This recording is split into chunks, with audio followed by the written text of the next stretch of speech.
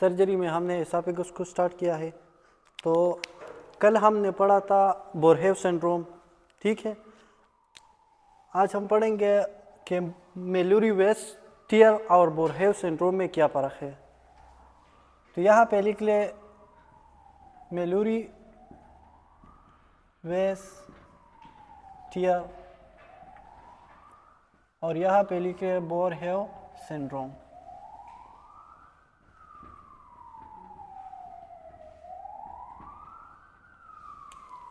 अच्छा, जितना आप अपने लिए नोट्स में शार्ट लिखते हैं तो उतना आपको याद होगा, जितना ये डिफिनीशन या जो भी हुआ लॉन्ग आप लिखते हैं तो फिर आपको याद नहीं होगा।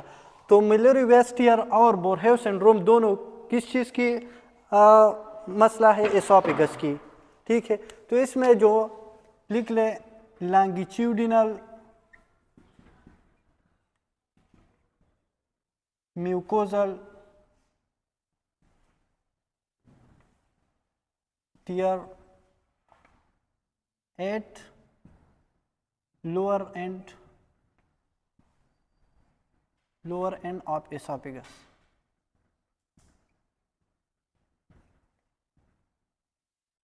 ये गैस्ट्रोइसोफेजियल जंक्शन पे ये अल्सरेशन होती है एट गैस्ट्रोइसोफेजियल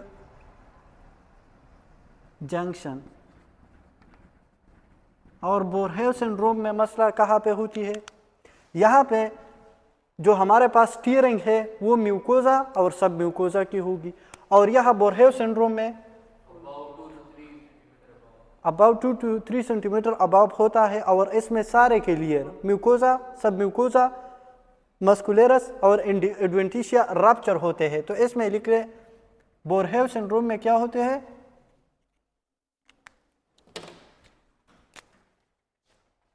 रप्चर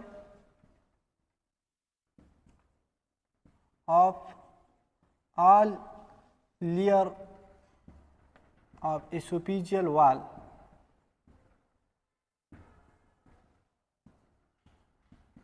ठीक है, इसमें सारे के सारे लेयर जो है उसकी रप्चर होती है। इसमें सिर्फ और सिर्फ म्यूकोजा और सब म्यूकोजा की अल्सरेशन होती है। अब ये हमारे पास क्या है? एसोफेगस है और यहाँ पे ये स्टमक है, ठीक है। तो मेलुरी वेस्ट टियर में हमारे पास ये क्या है? ये अगर हम कंसिडर करें कि ये जंक्शन है, लोअर एसोफेजियल जंक्शन, ये सर्कुलर स्मूथ मसल है, फिजियोलॉजिकल स्फिंक्टर है, एनाटॉमिकल नहीं। अब लॉन्गिट्यूडनल अल्सर अगर इसकी इस तरह लीजन हो जाए, इसकी अगर गूगल पे आप पिक्चर दे के वो ग्रुप में शेयर कर दे, मेलुरी वेस्ट टियर इसकी लॉन्गिट्यूडनल इस तरह अल्सर होती है। और ये कहाँ पे होती है? ये लेजर कर्वेचर है, ये ग्रेटर कर्वेचर। तो मोस्ट कॉमनली ये यहाँ पे होती है, ठीक है। अब दोनों की पैथोफिजियोलॉजी सेम है। फोर्सफुल वोमिटिंग के बाद तो यहाँ पे प्रेशर लगेगी, हाँ। अगर इसकी वजह से म्यूकोजा और सब म्यूकोजा की टीयरिंग हो जाए तो उसको हम क्या कहेंगे? मेलुरी वेस्ट टियर। और इसमें क्या होते हैं? जब फोर्सफुल वोमिटिंग हो तो इसकी वजह से हमारे पास you above 2 to 3 centimetre of the gastroesophageal junction यहाँ पे टीयरिंग होती है इस तरह। तो यहाँ पे कितने लेयर है? म्यूकोजा है, फिर सब म्यूकोजा, फिर मस्कुलर और फिर एडवेंटिशिया। तो सारे के सारे की टीयरिंग होती है यहाँ पे। ये रप्चर हो जाए तो फिर जब फूड पास होगी तो एसोफेजियम तो बार मीडियस्टर्नम में जाएगी, ठीक है। तो ये क्या है? Boerhaave syndrome. और मेलुरी वेस्ट टियर क्या है? Longitudinal tear of the gastroesophageal junction. तो इसमें लिख ले यहाँ पे कौन सी लेयर इन्वॉल्व है? म्यूकोजा और समटाइम सब म्यूकोजा। अगर एमसीक्यूज इस तरह आ जाए the strongest layer of GIT तो वो कौन होगी? Submucosa. The strongest layer of GIT is submucosa. और यहाँ पे जो हमारे पास आल लेयर, यहाँ पे लिख ले आल लेयर म्यूकोजा प्लस सब म्यूकोजा प्लस मस्कुलर लेयर या मस्कुलेरस प्रोप्रिया प्लस एडवेंटिशिया। इसको हम सिरोसा इसलिए नहीं कह सकते कि हमारे पास अगर ये सिरोसा होता तो फिर इसके बाहर से पेरिटोनियम होगी। अगर पेरिटोनियम बाहर से नहीं है तो फिर वो क्या होगी? एडवेंटिशिया। तो एसोफेगस हमारे पास थोरैक्स में है, तो थोरैक्स में पेरिटोनियम है नहीं, पेरिटोनियम तो एब्डोमेन में होती है। अब जो एसोफेगस एब्डोमेन में है तो वो भी रेट्रोपेरिटोनियल है, ठीक है। डायफ्राम से नीचे भी एसोफेगस की है, वो भी क्या है? रेट्रोपेरिटोनियल। तो हमारे पास अगर इसके बाद पेरिटोनियम ना हो तो वो एडवेंटिशिया है। स्टमक के इर्द गिर्द क्या है? ओमेंटम, पेरिटोनियम लेयर है। इंटेस्टाइन के इर्द गिर्द मेजेंट्री है। तो वो इसके बाद क्या है? पेरिटोनियम। अगर पेरिटोनियम है इसके बाद, ठीक है, आउटसाइड पे पेरिटोनियम है, तो दोनों के दरमियान जो फ्रिक्शन कम कर देती है वो सिरोसा है, और जो ना हो तो फिर वो एडवेंटिशिया होगी। यहाँ पे मोस्ट कॉमन साइट लिख लेके, मेलुरी वेस्ट ईयर में मोस्ट कॉमन साइट क्या है? मोस्ट कॉमन साइट, तो ये क्या है? रप्चर कहाँ पे होगी? ये है along the lesser curvature of the stomach. तो ज्यादातर जो ये अल्सर होती है, ये इंजरी होता है, तो कहाँ पे? along the lesser curvature of the stomach at gastroesophageal junction।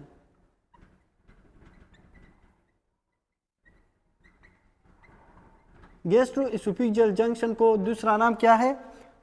Cardiac sphincter. और ये लोअर एंड ऑफ एसोफेगस पे है तो उसको हम लोअर एसोफेजियल स्फिंक्टर भी कह सकते हैं। और इसकी मोस्ट कॉमन साइट क्या है? मोस्ट कॉमन साइट ये left side of the oesophagus पे ज्यादातर होती है, और पोस्टीरियर और लेटरल की तरफ। तो इसमें लिख लें लोअर थर्ड ऑफ एसोफेगस।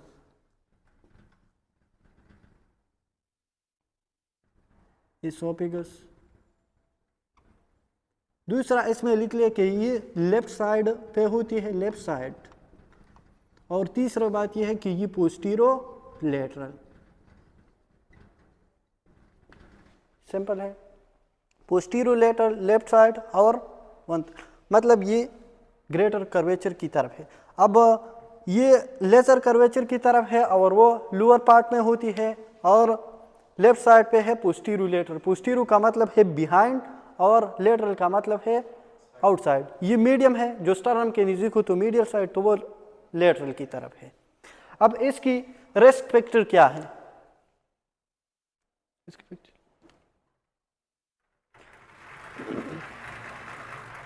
पहले इसकी पैथोफिजियोलॉजी लिख ले कि किस तरह होता है। तो मिलरी वेस्ट ईयर, यहाँ पे मिलोरी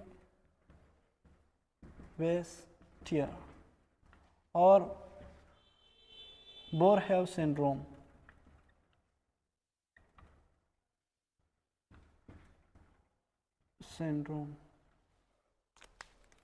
तो मिलोरी वेस्ट ईयर में हमारे पास क्या होती है? After forceful vomiting, after forceful, दोनों में कंडीशन सेम है। आफ्टर फोर्सफुल वॉमिटिंग, रीचिंग और वॉमिटिंग में दोनों में मस्कुलर कंट्रिक्शन होती है। अगर गैस्ट्रिक कंटेंट बाहर आए तो वो वॉमिटिंग है, ना आए तो फिर रीचिंग है।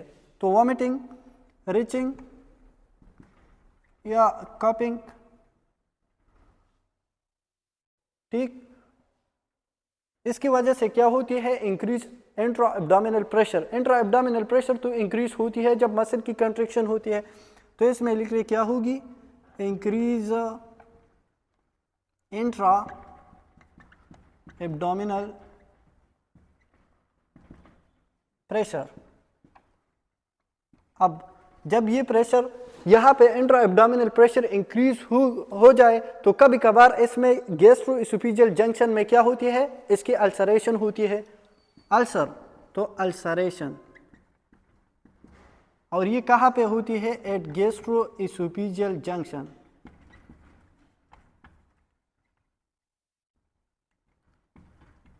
ठीक। और इसको फिर हम क्या कहते हैं, मिलूरी waste year.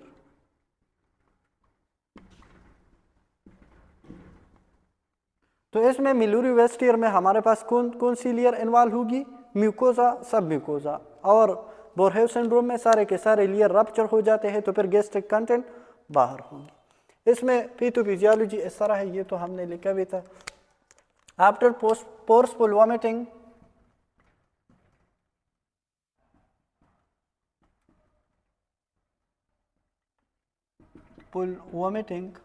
reaching the intraesophageal pressure increase, intraesophageal pressure increase, और इसकी वजह से क्या होती है, rupture of oesophageal valve, oesophageal valve. और इस रप्चर को हम क्या कहते हैं, बोरहेव सिंड्रोम, हेव सिंड्रोम। सिंपल है।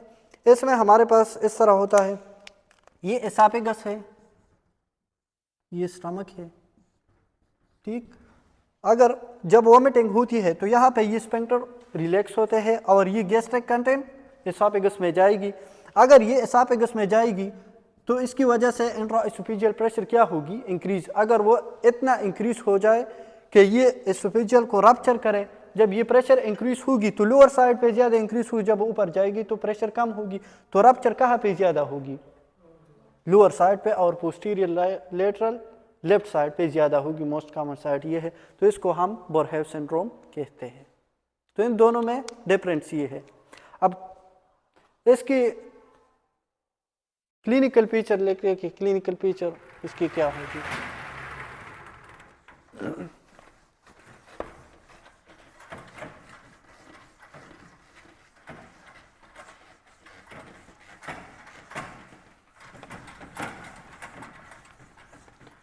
जब अल्सर हो तो वहां पे ब्लीडिंग होगी, हाँ। तो इसमें लिख ले मिलूरी वेस्ट ईयर में, मिलूरी वेस्ट ईयर बोरहेव सिंड्रोम।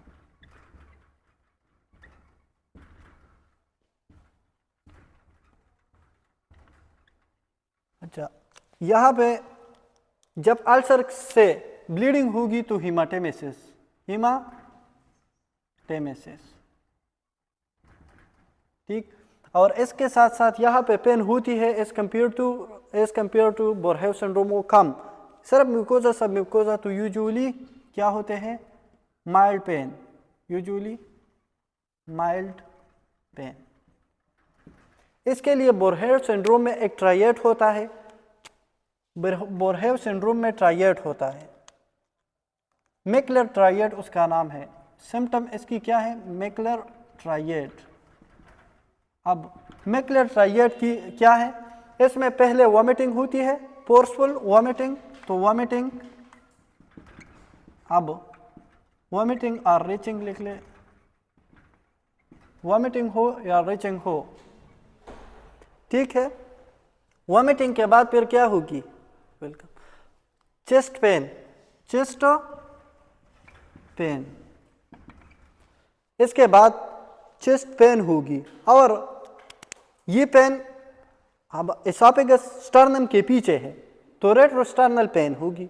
तो चेस्ट पेन या रेट्रोस्टर्नल पेन, रेट्रो का मतलब है बिहाइंड, स्टर्नल का मतलब है स्टर्नम, तो स्टर्नम के पीछे साइड पे पेन होगी, उसका नाम क्या है, रेट्रोस्टर्नल पेन। अब ये हमारे पास एसोफेगस है, ठीक है, हाँ। एसोफेगस के बाहर क्या है, ये रिब्स है और लंग्स है और फिर हार्ट। तो लंग्स के दरमियान जो स्पेस है वो मीडियस्टिनम है, इसमें हार्ट पड़ा है। अब ये यहाँ पे जब एसोफेगस से लीकेज होगी तो कहाँ पे होगी, मीडियस्टिनम में होगी, ठीक है। अब एसोफेगस में एसोफेगस में फूड है और इसके साथ साथ तो ईयर भी एसोफेगस में जाएगी। अब ये ईयर यहाँ पे मीडियस्टिनम में लीक होगी, तो कुछ ईयर नेक की तरफ जाएगी, कुछ प्लूरा की तरफ और कुछ मीडियस्टिनम में। तो इसमें हमारे पास क्या होगी,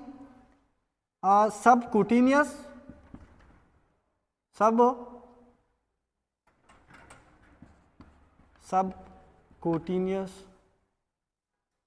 एम्पाइसेमा। सबक्यूटेनियस एम्पाइसेमा, अगर ये ईयर स्किन के नीचे डिपॉजिट जमा हो जाए तो उसको हम सबक्यूटेनियस एम्पाइसेमा कहते हैं। और ये लेयर प्लूरा के में डिपॉजिट हो जाए तो फिर इसका नाम क्या है, या तो ये होगी या ये भी हो सकता है, और प्लूरल इफ्यूजन या नीमोथोराक्स। प्लूरल इफ्यूजन तो फ्लूइड है, इसमें नीमोथोराक्स होगी। नीमो का मतलब है ईयर और थोरैक्स, ठीक है। और या नीमो मीडियस्टिनम,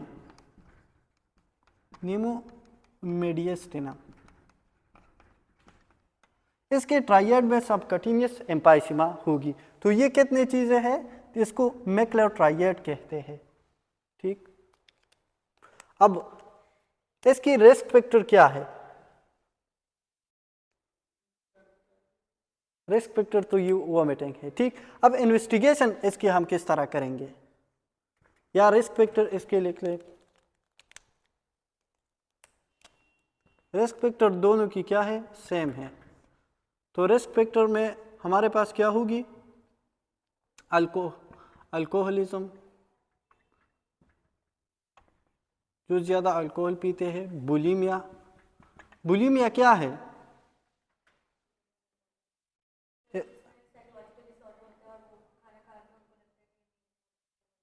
हाँ बिल्कुल। बुलीमिया में हमारे पास ये ज्यादातर लड़कियों में होती है या अच्छा, तो लड़कियों में होती है। और इसमें क्या होती है, ये ज्यादा खाना खाती है और इसके बाद फियर ऑफ बीइंग ओबीस, कि हम ओबीस बन जाए तो फिर फोर्सफुल वोमिटिंग, उंगलियां मुंह में डालती है और इसकी वजह से फोर्सफुल वोमिटिंग कर देती है कि हम ओबीस न बन जाए, तो ये बुलिमिया है। अगर वो इसके अपोजिट है एनोरेक्सिया नर्वोसा, इसमें वो खाना नहीं खाते कि हम ओबीस बन जाएंगे, ठीक। अब हाँ, साइकाट्रिक में हमने पढ़ा था। ये बुलिमिया में भी वो फोर्सफुल वोमिटिंग करती है, तो उसकी वजह से ये दोनों कंडीशन हो सकते हैं। अब तीसरा जो है वो सवियर वोमिटिंग। अगर सवियर वोमिटिंग हो तो इसकी वजह से मेलुरी वेस्टियर या बोरहेव सिंड्रोम हो सकती है, ठीक है। अच्छा, और कभी कभार इस तरह होती है रेचिंग आफ्टर बिंज ड्रिंकिंग या बिंज ईटिंग। बिंज ड्रिंकिंग और बिंज ईटिंग कैसे कहते हैं, एक ही टाइम पे बहुत ज्यादा खाना और फिर अगर रीचिंग करते हैं तो उसकी वजह से टीयरिंग हो सकती है। तो ये इसकी रिस्क फैक्टर है, तो ये दोनों के लिए है। रिस्क फैक्टर मेलुरी वेस्टियर और बोरहेव सिंड्रोम दोनों के लिए है। For Mallory Weiss tear as well as Boerhaave syndrome.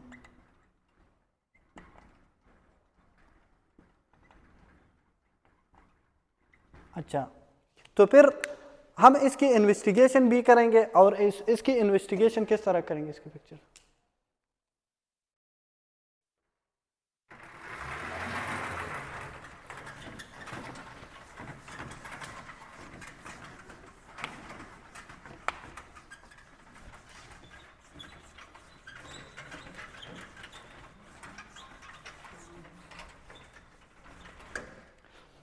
इसकी इन्वेस्टिगेशन हम किस तरह करेंगे,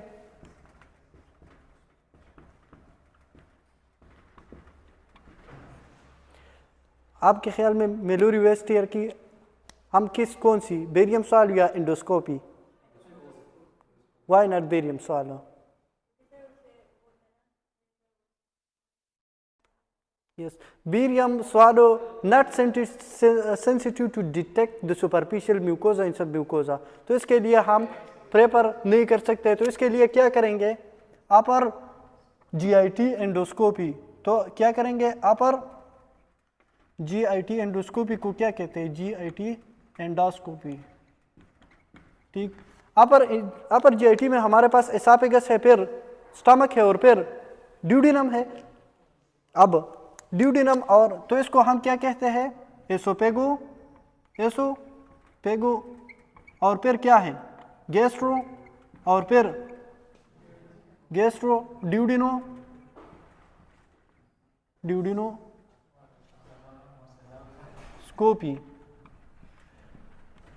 एसोपेगो गैस्ट्रो ड्यूडिनोस्कोपी।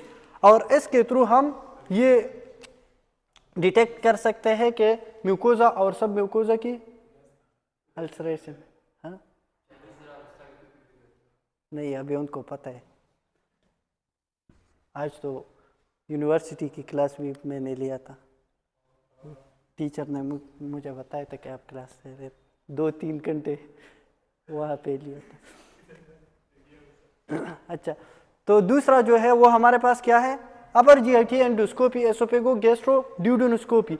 अब हम इसके लिए बेरियम स्वालो इसलिए नहीं करते, barium swallow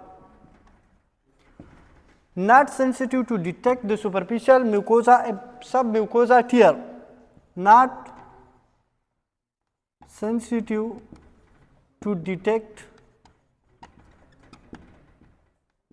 the mucosa and submucosa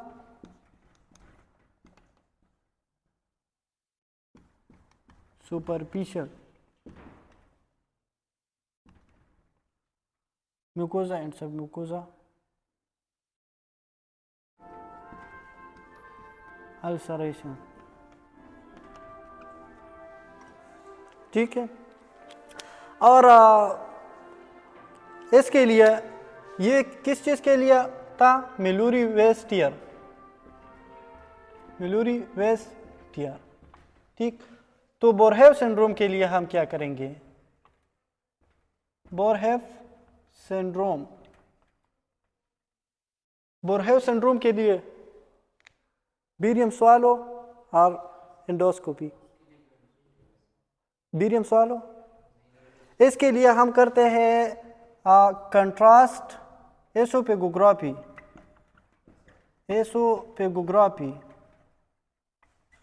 यहाँ पे हम एंडोस्कोपी प्रिफर नहीं करते।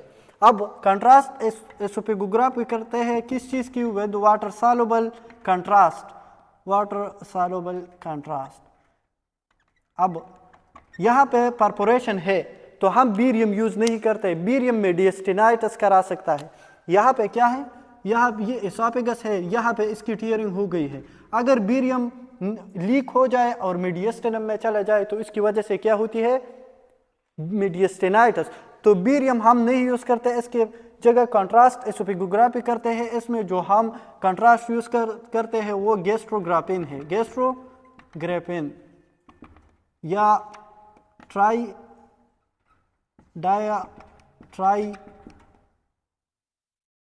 डाइट्राइजोएट मेग्लूमिन। तो ये हम बेरियम स्वालू की जगह हम ये यूज करते हैं। ये फर्स्ट लाइन पे ये करते हैं। अगर ऐसे डिटेक्ट हो जाए तो ठीक है, नहीं डिटेक्ट तो फिर दूसरे हम क्या करते हैं, सेकंड लाइन में बेरियम स्वालो, फिर बेरियम स्वालो। ठीक, इसमें मीडियस्टेनाइटिस हो सकता है, तो फिर हमारे पास ये सेकंड ऑप्शन है। एंडोस्कोपी से हम ये सही डिटेक्ट नहीं कर सकते, इसके लिए अगर फिर हम सीटी स्कैन कर सकते हैं। लेकिन ये दोनों एमसीक्यूज में आ जाए तो फर्स्ट लाइन एसोपेगोग्राफी है, सेकंड लाइन बेरियम स्वालो है।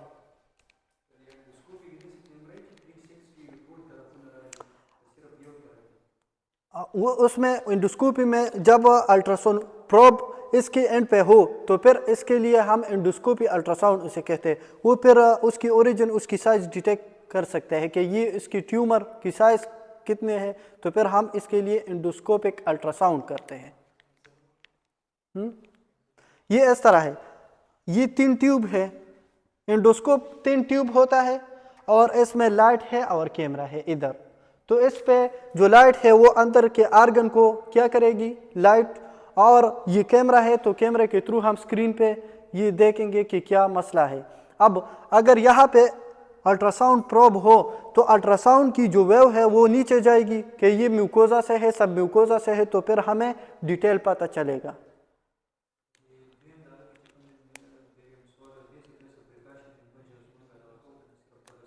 सर प्रिकॉशन तो किस तरह करेंगे?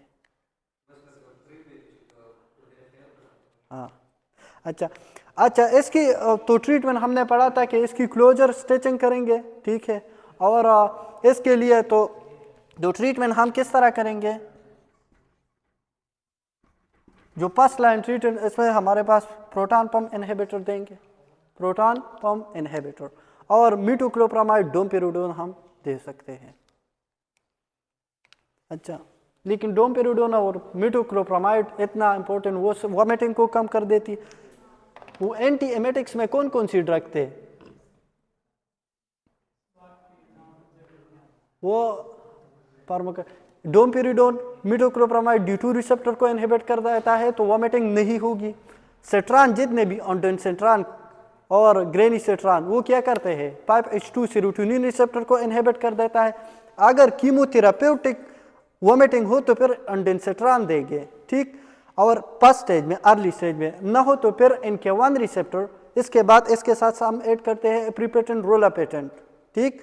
और मोशन सिकनेस हो, motion sickness during travelling, morning sickness, और तो मोशन सिकनेस में हम क्या देंगे, एंटीहिस्टामिन, डाइपेनहाइड्रामिन, मैक्लिजिन, साइक्लिजिन, तो वो हम देंगे।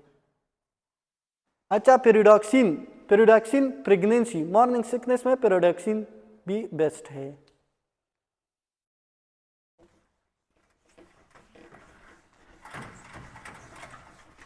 पीपीआई, प्रोटॉन पंप इनहिबिटर, इसमें इसलिए देंगे कि उसकी जो एसिड है उसकी सिक्रीशन कम हो, ठीक। अब जो एसिड है तो वो पेप्सिनोजिन को पेप्सिन में कन्वर्ट कर देता है, तो फिर कुछ मसला नहीं होगी। सिर्फ पेप्सिन में ये कन्वर्ट नहीं होगी तो प्रोटीन की डाइजेशन स्टमक में नहीं होगी। स्टमक सिर्फ फूड को स्टोर कर देती है और डाइजेशन हमारे पास स्मॉल इंटेस्टाइन में होती है, तो सिर्फ प्रोटीन की डाइजेशन नहीं होगी, लेकिन प्रोटीन की डाइजेशन तो फिर पैंक्रियाटिक एंजाइम कर सकता है। इसमें कोई मसला है?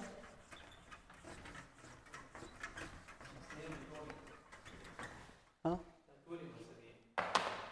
अच्छा।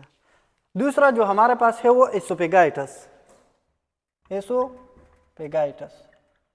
एक हम पढ़ा था इसमें रिफ्लक्स एसोफेगाइटिस, और एसोफेगाइटिस पहले ये किया तो inflammation of oesophageal lining, inflammation of oesophageal lining या म्यूकोजा, ठीक। अब ये inflammation of mucosal line causes इसकी क्या है, ये क्या होता है?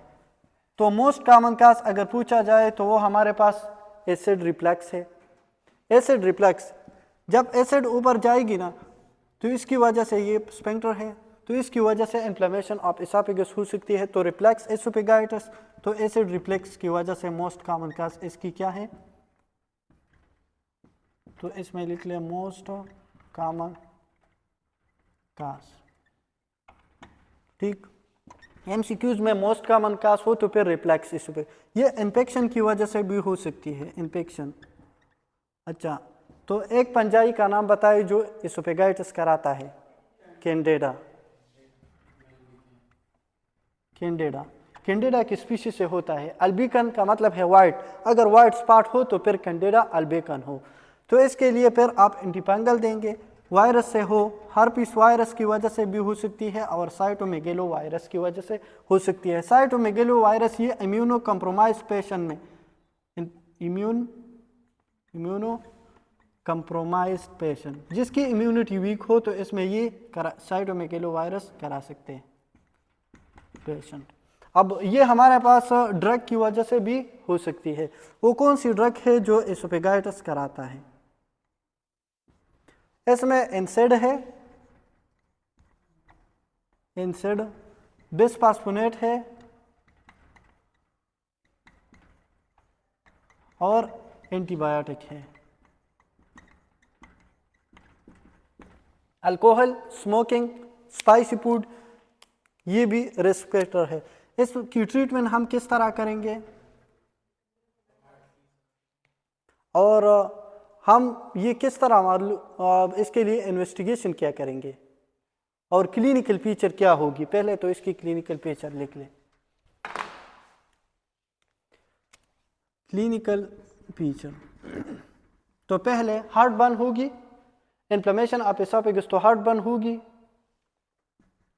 हार्ट बर्न, डिस्पीजिया होगी। यहाँ पे ये इसकी इन्फ्लेमेशन है, यहाँ पे क्या है? इन्फ्लेमेशन, तो डिस्पीजिया होगी, डिस्पीजिया, डिस्पीजिया।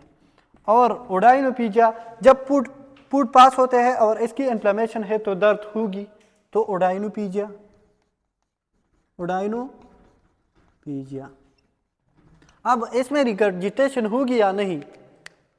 पॉसिबल हो कि रिगर्जिटेशन, फूड वापस जाए। यह इसकी इन्फ्लेमेशन है तो ये पॉसिबल है कि ये फूड वापस जाए, तो रिगर्जिटेशन भी पॉसिबल है। इसका मतलब ये नहीं कि डेफिनेटली रिगर्जिटेशन होगी, लेकिन पॉसिबल है कि रिगर्जिटेशन भी हो। ठीक, और एंडोस्कोपी के थ्रू हम ये डिटेक्ट कर सकते हैं। इसके लिए ट्रीटमेंट क्या करेंगे?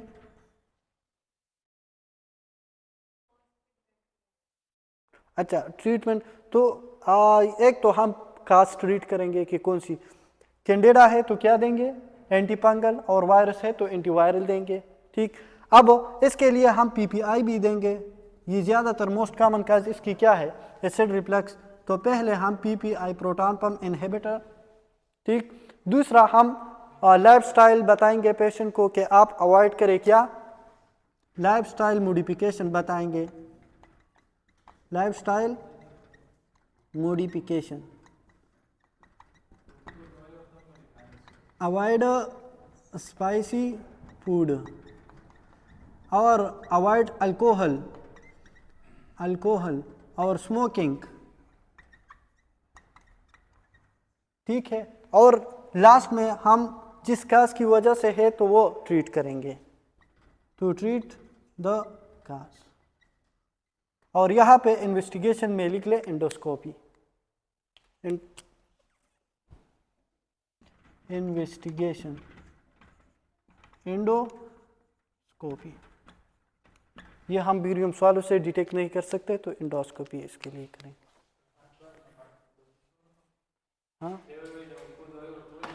हार्ट बर्न हमारे पास किस चीज़ की वजह से होती है? Acid reflux. तो आप मुझे बताएं कि इसके लिए कौन सी ड्रग बेस्ट है? पीपीआई। पीपीआई तो एसिड काम करेगी। दूसरा जो गैस्ट्रोएसोफेजियल स्फिंक्टर को क्लोज कर देती है, मेटोक्लोप्रामाइड, डोमपेरिडोन, मेटोक्लोप्रामाइड, ये दोनों ये कमाल की है, वोमिटिंग कम कर देती है, मेटोक्लोप्रामाइड, डोमपेरिडोन। एक तो ये D2 receptor, chemo receptor ट्राइगर zone में ब्लड वेसल्स के बाहर है। ये जो वोमिटिंग सेंटर है मेडुला ऑब्लांगेटा में, तो वो इनहिबिट कर देती है, तो फिर वोमिटिंग नहीं होगी, तो domperidone is best. Gastro-oesophageal junction को क्लोज कर देते हैं, जब ये क्लोज हो जाए तो फिर वोमिटिंग होगी नहीं। ये पाइलोरिक स्फिंक्टर को रिलैक्स कर देते हैं, तो फिर डाउन इसकी जो गैस्ट्रिक एम्प्टी ड्यूडिनम में होगी, गैस्ट्रिक मोटिलिटी को इंक्रीज कर देते हैं और इंटेस्टिनल मोटिलिटी को भी इंक्रीज कर देते हैं, डोमपेरिडोन और मेटोक्लोप्रामाइड। अब तीसरा जो है वो एसिनोफिलिक एसोफेगाइटिस।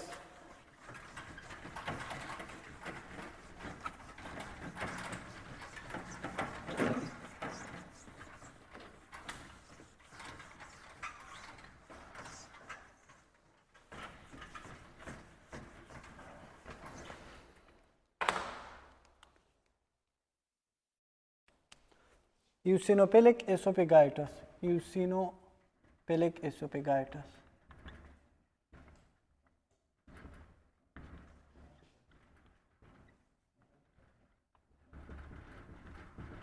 ठीक है, यूसिनोपेलिक एसोपेगाइटस क्या कब होगी?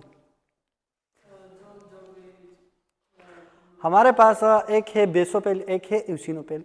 यूसिनोपेल वहाँ पे इंक्रीज होते हैं जब पैरासिटिक इन्फेक्शन हो। यूसिनोपेल पैरासाइट को किल कर देती है। दूसरा, ये एलर्जी जब होता है तो वो बेसोपेल एक्टिवेट होते हैं, मास्ट सेल पे आईजीई रिसेप्टर अटैच होते हैं, तो इसकी वजह से हिस्टामिन रिलीज होती है, तो इसके रिस्पांस में यूसिनोपेल वो एलर्जी कम कर देती है। ठीक, तो अब यूसिनोपेलिक रिएक्शन यहाँ पे हमारे पास कब होगी? एसोफेगाइटिस,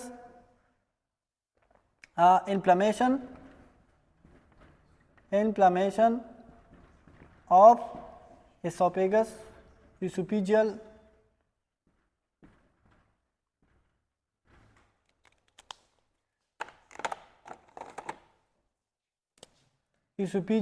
mucosa due to एलर्जी। ठीक है, अब इसमें क्या होते हैं, ये एसिनोपेल है तो ये एसोफेजियल वॉल में एक्युमुलेट होते हैं, कैरेक्टराइज्ड बाय eosinophil accumulation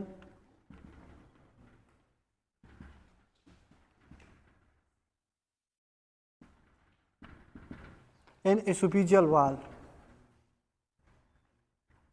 इसके लिए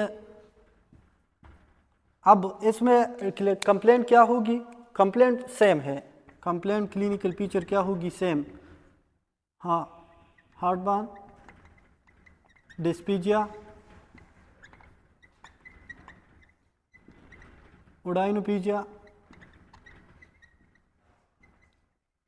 और इसमें हमारे पास फूड स्टक होने की चांसेस है, या इसमें हम लिख ले क्या, ओडाइनोपीजिया, रिगर्जिटेशन भी इसमें हो सकती है, पॉसिबल। अब इसके लिए हम इन्वेस्टिगेशन क्या करेंगे? एंडोस्कोपी। तो इन्वेस्टिगेशन एंडोस्कोपी,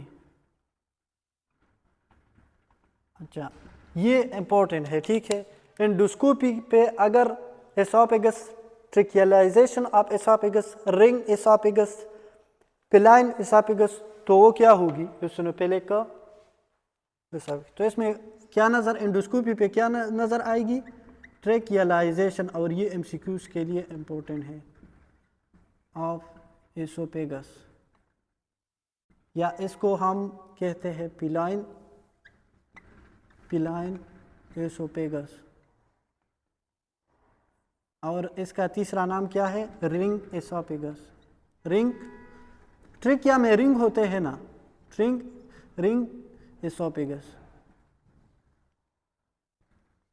ये एंडोस्कोपी पे अगर आप देख ले और ये एसोफेगस है, ये इस शेप की आपको नज़र आ रही है एसोफेगस, तो ये हमारे पास ट्रिकियलाइजेशन ऑफ एसोफेगस है, या पिलाइन एसोफेगस, रिंग, तो एंडोस्कोपी पे ये नज़र आएगी। कंफर्म करने के लिए फिर हम बायोप्सी कर लेंगे। बायोप्सी, ये कंफर्मेटरी टेस्ट हमारे पास क्या है? कंफर्मेटरी, वो बायोप्सी है, और बायोप्सी पे क्या नज़र आएगी? बायोप्सी पे यूसिनोपेल ज़्यादा होगी। यूसिनोपेल क्या होगी? ज़्यादा।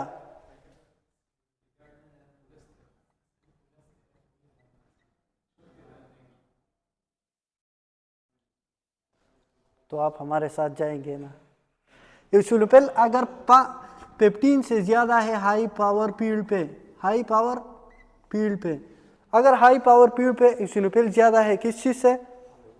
15 से, तो फिर हम उसे क्या कहेंगे? कंफर्मेटरी बायोप्सी पे, तो फिर वो क्या होगी? असल बात यह है कि ये क्वीन मेरी की क्लासेस है।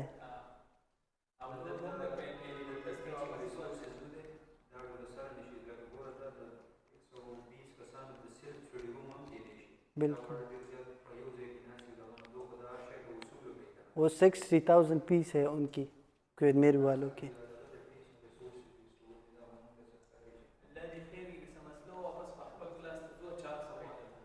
हाँ ठीक है। अगर इसिनोफिल पेप्टीन से ज़्यादा है, हमारे पास माइक्रोस्कोप पे जब हम देखते हैं एक लो पावर फील्ड होता है, एक हाई पावर फील्ड। तो हाई पावर फील्ड अगर हम 40 पे मैग्निफिकेशन पावर 40 हो तो वो हाई पावर फील्ड है, 10 लो पावर फील्ड है। तो हाई पावर फील्ड पे अगर हम देखें और इसिनोफिल की जो तादाद है वो पेप्टीन से ज़्यादा है तो हमारे पास क्या होगी, वो इसिनोफिलिक एसोफेगाइटिस। ठीक। अच्छा, इन्फ्लेमेशन के लिए, इन्फ्लेमेशन के कम करने के लिए हम टॉपिकल कॉर्टिकोस्टेरॉइड देंगे, दोनों में दे सकते हैं, एसोफेगाइटिस में और इस कंडीशन में भी। अब देखो, इसमें हम एंडोस्कोपी करेंगे। जो इसिनोफिल से इन्फ्लेमेशन हो जाए एसाफेगस की तो वो ट्रेकिया जैसे नज़र आती है एसाफेगस। इसकी गूगल पे आप पिक्चर चेक कर लें तो वो इस तरह नज़र आएगी। तो ट्रेकियलाइजेशन ऑफ एसाफेगस, पिलाइन एसाफेगस या रिंग एसाफेगस, सारे के सारे नाम क्या है, सेम है। डिफ्यूज एसोफेजियल स्पाज्म वो अलग है, ये देखो ये रिंग शेप है। अब डिफ्यूज एसोफेजियल स्पाज्म हमारे पास इस तरह होती है। डिफ्यूज एसोफेजियल स्पाज्म हमारे ये इसका नाम है कार्क स्क्रू, और ये कहाँ पे होती है, डिफ्यूज एसोफेजियल स्पाज्म में। ठीक, तो ये तो डिफरेंट है और ये डिफरेंट है।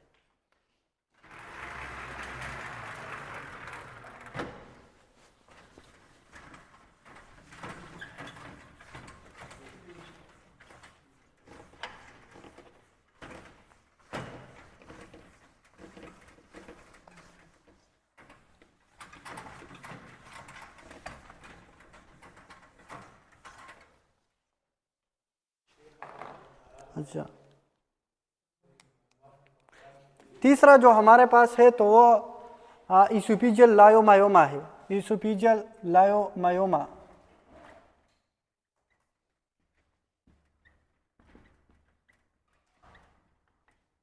अच्छा, इसोफेजियल का मतलब है एसाफेगस, लायो का मतलब क्या है, स्मूथ। जब आप वर्ड्स पता हो तो फिर आसान है। मायो का मतलब क्या है, लायो का मतलब स्मूथ है, लायो का मतलब स्मूथ, मायो का मतलब मसल, और ओमा का मतलब क्या है, ट्यूमर। हाँ, benign tumour of smooth muscle of the oesophagus is called oesophageal leiomyoma. ठीक है। अब इसमें क्या होगी, benign tumour of smooth muscle of oesophagus. ठीक, इसमें हमारे पास क्लिनिकल फीचर क्या होगी, अगर ये स्मॉल है, ये ट्यूमर स्मॉल है, यहाँ पे ये एसोफेगस है, यहाँ पे ट्यूमर है, यहाँ पे क्या है, ट्यूमर, और ये ट्यूमर स्मॉल है तो ये एसिम्प्टोमेटिक होगी। क्या होगी, एसिम्प्टोमेटिक। यहाँ पे अगर ये लार्ज है, लार्ज, तो लार्ज की वजह से डिस्पीजिया हो सकती है, difficulty in swallowing the food, तो डिस्पीजिया, डिस्पीजिया। ठीक, अब देखो हमारे पास लायोमायोमा है, यहाँ पे ट्यूमर है, तो इसकी ट्रीटमेंट हम क्या करेंगे, ट्रीटमेंट स्मॉल है तो हम इसको देखेंगे कि ये बढ़ता है या सेम है, तो हम ऑब्जर्वेशन करेंगे, ऑब्जर्वेशन देखेंगे कि अगर मज़ीद ये उसकी ग्रोथ होती है तो फिर हम रिमूव करेंगे, लार्ज है तो फिर क्या करेंगे, एक्सिजन,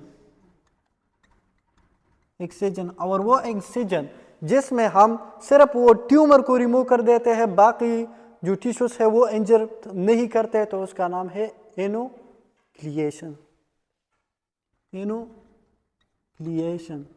अब यहाँ पे ट्यूमर है, यहाँ पे ये ट्यूमर है, तो म्यूकस, म्यूकोजा, सब म्यूकोजा, और ये ट्यूमर स्मूथ मसल की है, तो इस तरह तो हम ये ट्यूमर को निकालेंगे और बाकी टिश्यू को इंजर नहीं करेंगे, इसका नाम एनोक्लिएशन है।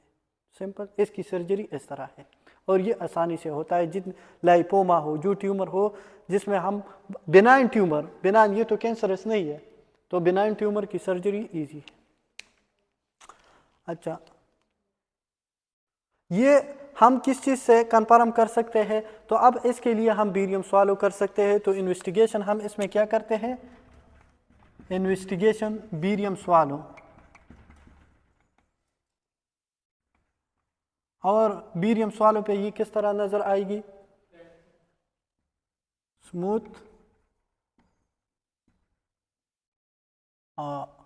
फिलिंग डिफेक्ट, यहाँ पे एक फिलिंग डिफेक्ट है, ठीक है, ग्रोथ नजर आएगी, फिलिंग डिफेक्ट।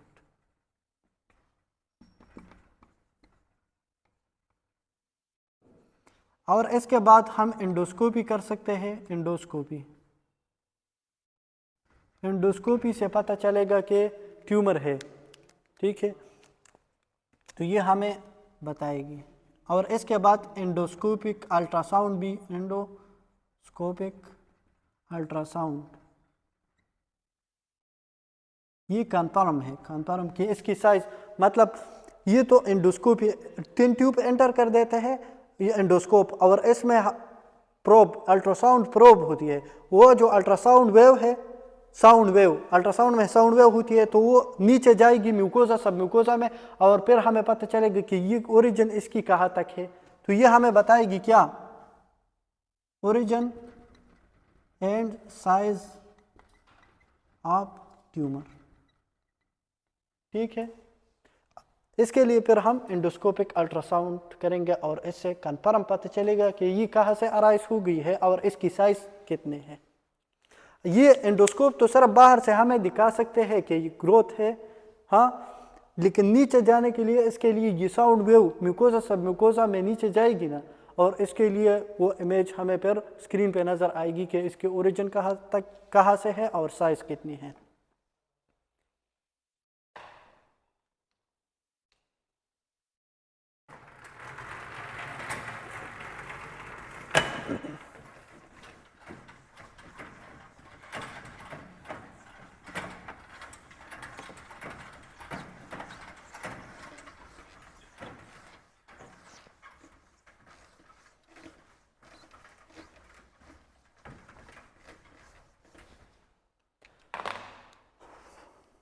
अच्छा, दूसरा जो है वो हमारे पास स्टीक हाउस सिंड्रोम,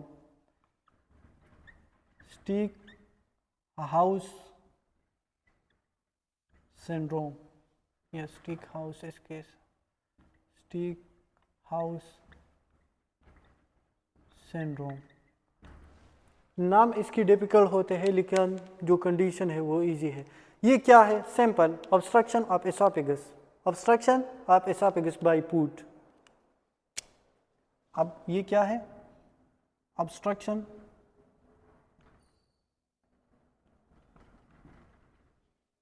या सडन, ये तब होती है जब हम फूड स्वालो करते हैं, और वो फूड, जब फूड माउथ में होती है तो उसका नाम क्या है?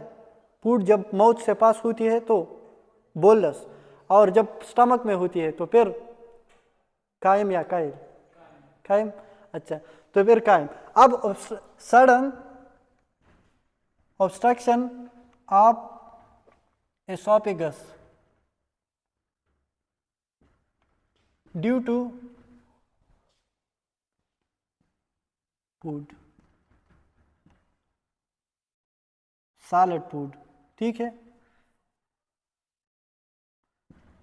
solid food like meat getting stuck in esophagus। अब आप बताएं कि ये कौन सी, किस चीज़ की वजह से ये फूड नीचे नहीं जाएगी? ये एसोफेगस है, तो मसला तो एसोफेगस में कुछ ना कुछ होगी, तो ये फूड यहाँ पे स्टक है, यहाँ पे ये स्टक है, ये फूड यहाँ पे स्टक है।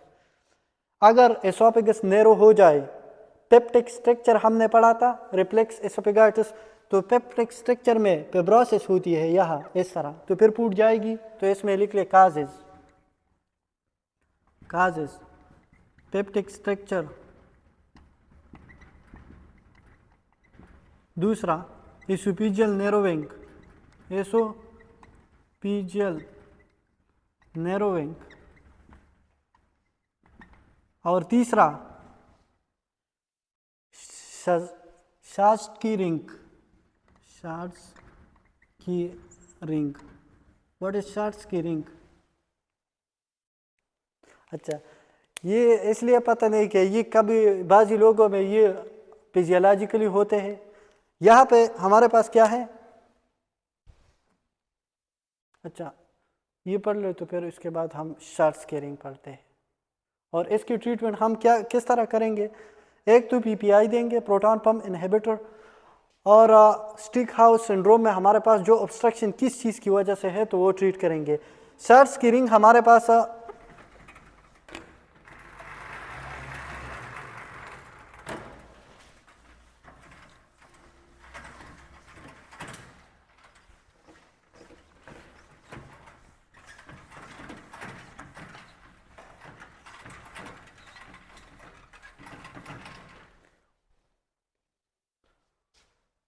शार्ट्स की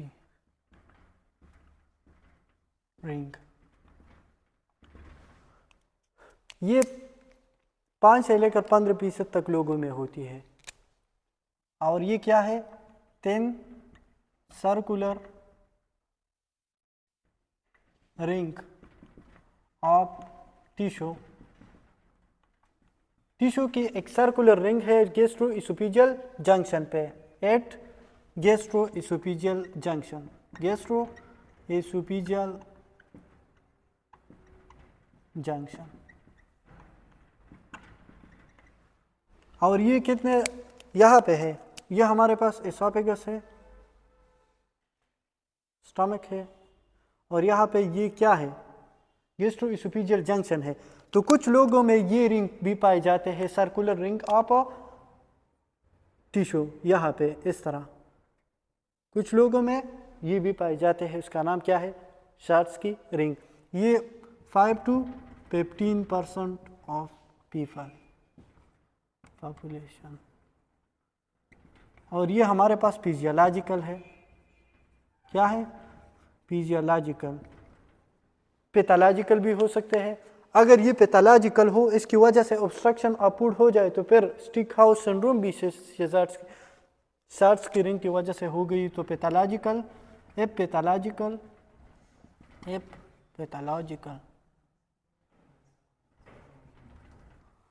then can cause obstruction of food, और इसकी वजह से स्टिक हाउस सिंड्रोम होगी, stick house syndrome.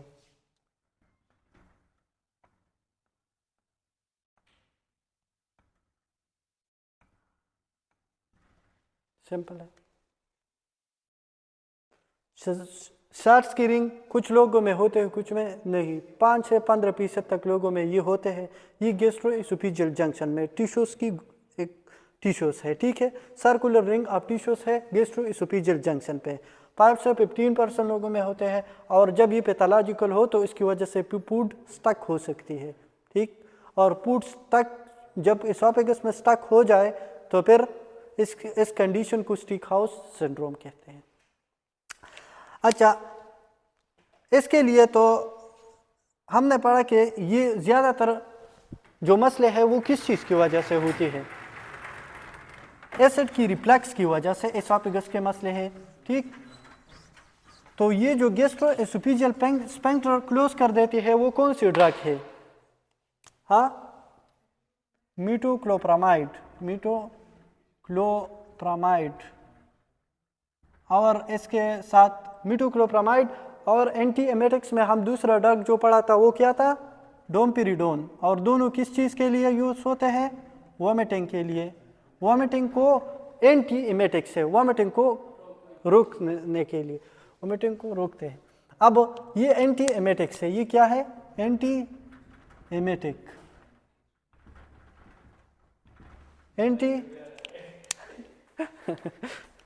Anti emetic है। तो देखो इसकी किस तरह ये काम करता है। पहला तो ये D2 रिसेप्टर को इनहिबिट कर देता है। तो पहला इसकी मैकेनिज्म क्या है, मैकेनिज्म ऑफ एक्शन इन दोनों की, ये तो D2 रिसेप्टर इनहिबिट कर देता है, इनहिबिटर। अगर ये D2 रिसेप्टर इनहिबिट कर दे तो फिर वॉमिटिंग होगी, तो नो वॉमिटिंग, नो वॉमिटिंग। तो हम ये यूज कर सकते हैं किस चीज के लिए, वॉमिटिंग के लिए। दूसरा ये गैस्ट्रोएसोफेजियल जंक्शन, गैस्ट्रोएसोफेजियल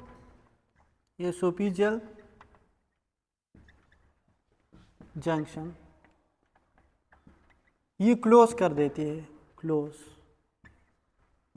तो अगर गैस्ट्रोएसोफेजियल जंक्शन क्लोज हो जाए तो फिर रिफ्लक्स होगी, तो हम ये यूज कर सकते हैं गर्ड्स के लिए। हाँ, ये ओपन कर देते हैं किस, क्या, ओपन फाइलोरिक स्फिंक्टर।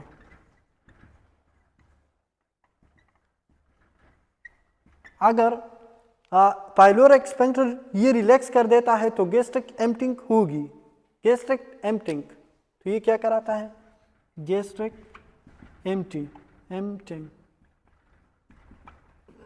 इसका तीसरा जो काम है, ये गैस्ट्रिक मोटिलिटी को इंक्रीज कर देता है, गैस्ट्रिक मोटिलिटी। ये गैस्ट्रिक मोटिलिटी को क्या करता है, इंक्रीज। गैस्ट्रोपेरेसिस क्या है, गैस्ट्रोपेरेसिस, पैरालिटिक इलियस और गैस्ट्रोपेरेसिस क्या है, ये दोनों बस एक स्टमक की पालिश है, एक इंटेस्टाइन की। गेस्ट्रो का मतलब, गैस्ट्रोपेरेसिस क्या है, गैस्ट्रोपेरेसिस रिड्यूस और absent motility of the stomach,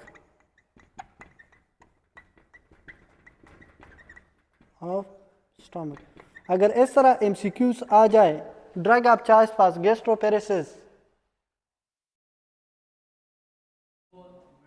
मीटोक्लोप्रामाइड, domperidone. ठीक, ये गैस्ट्रिक मोटिलिटी को इंक्रीज कर देते हैं। अब पैरालिटिक इलियस, ये मतलब मीटोक्लोप्रामाइड, ये पैरालिटिक इलियस में भी हम दे सकते हैं। इसके लिए हम जो देते हैं तो वो कोलिनर्जिक, एसिटाइलकोलिन, न्यूस्टिकबिन, पैरालिटिक इलियस। ये इंटेस्टाइनल मोटिलिटी को भी क्या करते हैं, इंटेस्टिनल मोटिलिटी इंक्रीज। तो इसका मतलब है ये गैस्ट्रिक मोटिलिटी को इंक्रीज कर देते हैं, तो ये हम यूज कर सकते हैं गैस्ट्रोपेरेसिस में।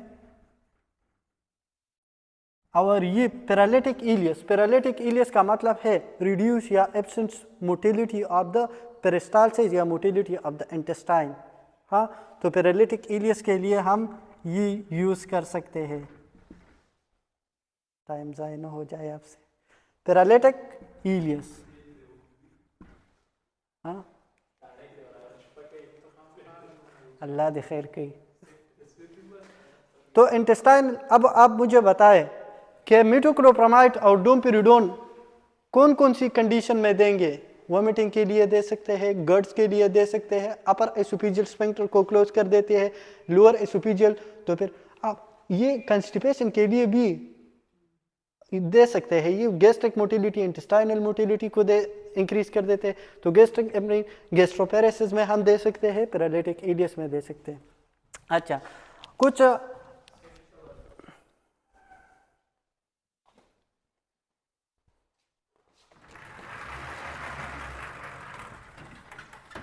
ये तो इसके साथ रिलेटेड नहीं, ये एमसीक्यूज लेकिन इम्पोर्टेंट है, फिर आप इसमें may be you will confuse in this. अच्छा, हमारे पास जो यूरिनरी ब्लैडर की अडल्ट कैपेसिटी कितने हैं, 350 है। 350 पे अर्च आता है, फर्स्ट अर्च 150 पे भी आ सकता है, 350 पे, 300, 350 पे ज़्यादातर, वो तो हमने एवरेज लिखा था 500। ये हमारे पास adult capacity of urinary bladder. वो कितने हैं, एडल्ट कैपेसिटी ऑफ यूरिनरी वो 60-100 ml है, ठीक, 60 ना 600। अच्छा, दूसरा फर्स्ट अर्ज तो हमारे पास 350 या 150 BP आ सकते हैं। स्ट्रांग अर्ज कब आते हैं, स्ट्रांग अर्ज फॉर यूरिनेशन, ये इसके साथ रिलेटेड नहीं, लेकिन ये एमसीक्यूज हमने मिस किया। स्ट्रांग अर्ज तब आएगी जब ये यूरिन कंप्लीटली पेल हो जाए, तो ये आएगी 400 से लेकर 600 ml तक, ठीक। अब हमारे पास अगर यूरिनरी ब्लैडर में इतना यूरिन आ जाए 700 से ज़्यादा हो, तो फिर इनवॉलंटरी लीकेज हो सकती है, ओवरफ्लो इनकंटीनेंस। अगर ये हमारे पास 700 ml से ज़्यादा हो, तो फिर इसकी वजह से क्या हो सकती है, इनवॉलंटरी लीकेज,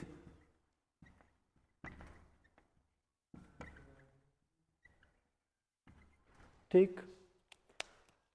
अच्छा, फर्स्ट अर्ज जो आती है तो वो 150 से 350 तक आ सकती है। स्ट्रांग अर्ज 400 से 600 तक। अडल्ट कैपेसिटी मैक्सिमम कैपेसिटी वो 600 है, और हमारे पास इनवॉलंटरी लीकेज तब होगी, ओवरफ्लो इनकंटीनेंस जब 700 से ज़्यादा हो। अच्छा, और हमारे पास ये लिख ले, एकिलीजिया, डिफ्यूज एसोफेजियल स्पाज्म,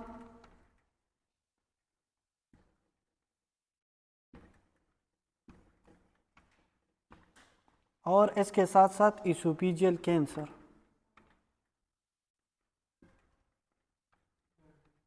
अच्छा, हाँ, तो इसमें एकिलीजिया में हमारे पास बीरियम स्वालो पे अपीयरेंस किस तरह होगी, बर्ड बीक या रेड टेल।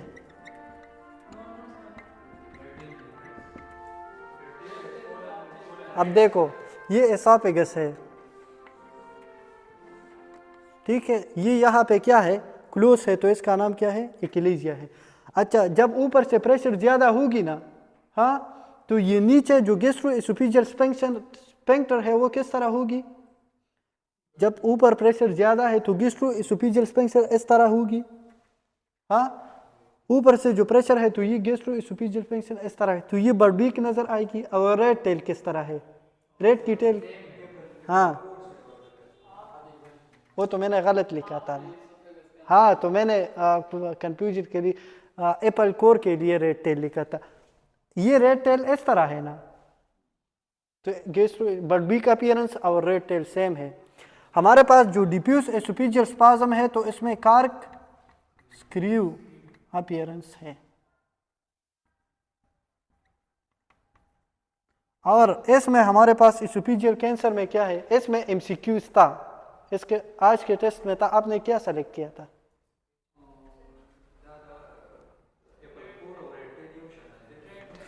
जो भी है। फिर इसमें एप्पल कोर इस तरह है, इस पे अगर एप्पल पे आप चेक लगाए इस तरह, ये इसके अगर साइड आप काले, और फिर किस तरह वो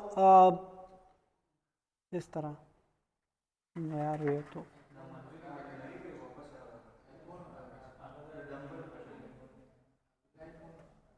ये क्या है, ये एप्पल कोर है, एप्पल कोर, और ये हमारे पास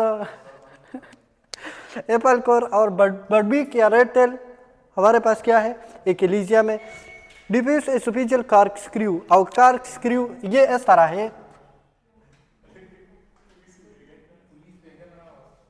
अल्लाह खैर करे, ये क्या है, रेड टेल है या बर्बीक अपीयरेंस, सेम।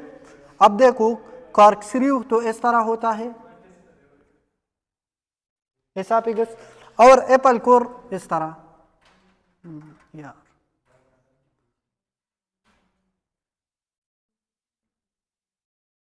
ठीक है, एप्पल से ये जो साइड काले और बाकी जो रहता है तो वो एप्पल की कोर, ठीक, तो वो एप्पल कोर है। अच्छा, लास्ट में ये एमसीक्यूज लिख ले, स्ट्रांगेस्ट लेयर ऑफ जीआईटी वो सब म्यूकोजा है, इसके बाद मस्कुलरस लेयर, मस्कुलरस प्रोप्रिया। वो क्या है?